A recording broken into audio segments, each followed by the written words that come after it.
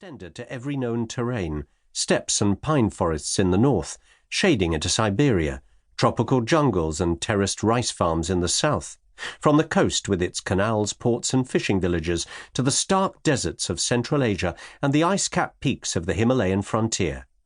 Henry Kissinger, on China, 2011. Terrain and climate.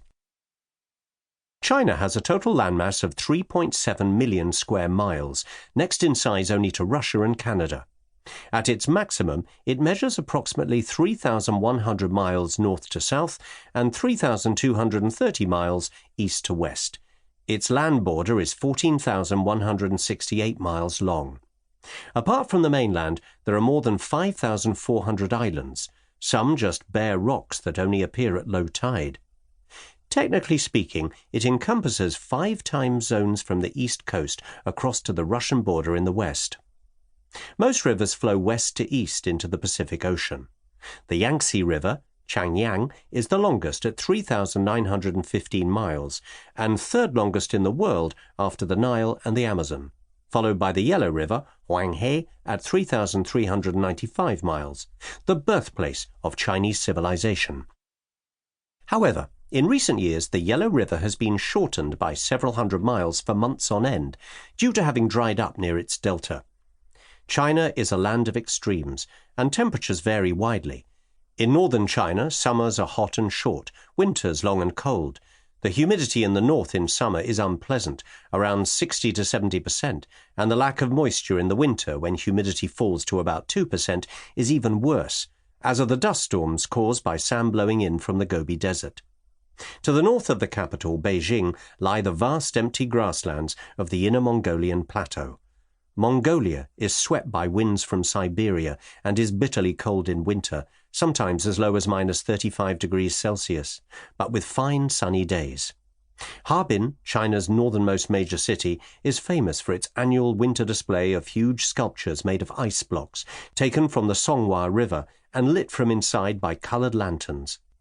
Starting around January the 5th, the festival lasts for about a month, until its sculptures start to melt away with the coming of spring. The south of China is more temperate, and in recent years northerners who can afford it have started retiring there to enjoy the milder climate. The tropical island of Hainan in particular is popular. In the south, vegetation remains green all year round. The coastal regions are warm and humid, with 4 distinct seasons. The south and southwest of China have a much more agreeable climate, with lush green vegetation and beautiful wooded mountains wreathed in mists. The southwest is the home of bamboo forests and the panda, also of many plants familiar in the west, such as rhododendrons, some of which are brought over to Europe by 19th century botanists. China is a country of superlatives. The world's highest mountain, Mount Everest, Zhumalangmafeng in Chinese, forms China's western border with Nepal and India. It's part of the Himalayan range of mountains, 40 of whose peaks rise to over 22,900 feet. In the northwest is the Tarim Basin, the largest inland basin in the world. To the east of the Tarim Basin is the low-lying Turpan Depression, called the Oasis of Fire, the hottest place in China, with temperatures of up to 120 degrees Fahrenheit in summer. Xinjiang, home to Uyghurs, an ethnic minority of Turkic people, is also home to the Taklamakan, the largest desert in China. The oasis towns of the vast empty desert areas were used for 2,000 years as stopovers on the Silk Route. From the time of the Romans, caravans of camels would carry silk to the west.